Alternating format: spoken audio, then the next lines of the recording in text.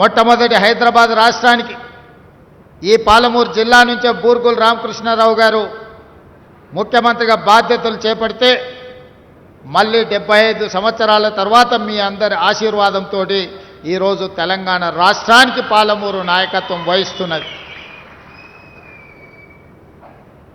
ఒక అవకాశం తప్పిపోతే మళ్ళీ అవకాశం రావడానికి 75 సంవత్సరాలు పట్టింది. ఈనాడు వచ్చిన అవకాశాన్ని మనం సద్వినియోగం చేసుకోకపోతే education and irrigation and employment వీటిల్లో మనం సరైన విధంగా మన జిల్లాను మనం అభివృద్ధి చేసుకోకపోతే, ప్రణాళికలు రచించుకోకపోతే శాశ్వతంగా మన జిల్లాకు తీరని అన్యాయం జరుగుతుంది. అందుకే ఈనాడు శశపిశలకు తావు లేకుండా ఎన్ఎం శ్రీనివాసరెడ్డి ఇతర శాసనసభ్యులు వచ్చినప్పుడు ఇంజనీరింగ్ కాలేజ్, లా కాలేజీలతో పాటు డిగ్రీ కాలేజీలు, అదేవిధంగా మొత్తం తెలంగాణ రాష్ట్రంలో IIIT బాసర ఆదిలాబాదులో ఉంటే తెలంగాణలో రెండవ IIIT ఇవ్వాలి, అది పాలమూరు జిల్లాకు మహబూబ్ నగర్ శాసనసభ నియోజకవర్గ పరిధిలో ఇవ్వాలి అనంటే అప్పటికప్పుడు అధికారులందరినీ పిలిపించి సమీక్ష చేసి ఈరోజు IIITని మన జిల్లాకు మంజూరు చేసుకోవడం జరిగింది.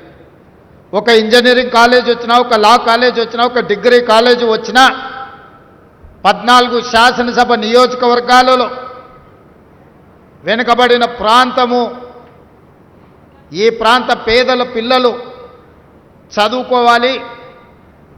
ఖరీదైన విద్య మన పేదలకు ఖర్చు పెట్టే స్తోమత లేకపోవడం వల్ల అన్ని రకాలుగా ఆలోచన చేసి ఈ జిల్లాలో ఉన్న ఎస్సీ, ఎస్టీ, బీసీ, మైనారిటీ పిల్లలు 90% ఈ పిల్లల కోసం నాణ్యమైన విద్యను అందించాలని 14 శాసనసభ నియోజకవర్గాలలో young India integrated residential schools చెప్పడానికి చిన్న పేరుగా కనిపించి ఉండొచ్చు.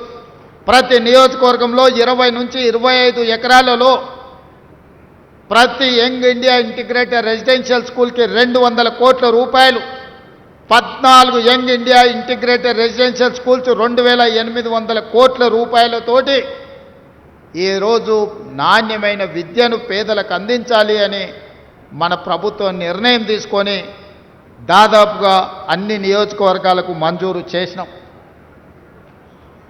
అన్ని నియోజకవర్గాలకు ఒకేసారి పనులు కూడా ప్రారంభించమని చెప్పడం జరిగింది. మొట్టమొదటి యంగ్ ఇండియా ఇంటిగ్రేటెడ్ రెసిడెన్షియల్ స్కూల్కు రాష్ట్రంలోనే పునాది రాయి వేసింది, ప్రారంభోత్సవ శిలాఫలకం వేసింది షాద్నగర్ ఈర్లపల్లి శంకర్ నియోజకవర్గంలో. ఎందుకు అనంటే మన వెనుకబడిన జిల్లా, మన కరువు, మన వలసలు ఆగాలి అనంటే మన పిల్లలకు నాణ్యమైన విద్యను అందించాలి. ఈరోజు ఈ వేదిక మీద నుంచి జిల్లా ప్రజలకు నేను విజ్ఞప్తి చేస్తున్నా. ఆనాడు శ్రీమతి ఇందిరాగాంధీ గారు భూస్వాముల దగ్గర ఉన్న వేలాది ఎకరాల భూములను సేకరించి ఎస్సీ, ఎస్టీ, బీసీలకు అసైన్మెంట్ పట్టాలిచ్చి వాళ్లకు భూముల యజమానులను చేయడం జరిగింది. కొంతమంది వాటిని సద్వినియోగం చేసుకున్నారు, ఇంకొంతమంది వాటిని సద్వినియోగం చేసుకోలేకపోయినరు. దానికి సాగునీరు అందుబాటులో లేకపోవడం కావచ్చు, లేదా వాళ్ళ ఆర్థిక పరిస్థితి దానికి అనుకూలంగా ఉండకపోవచ్చు. ఈనాడు పేదలకు పంచడానికి ప్రభుత్వం దగ్గర భూములు లేవు.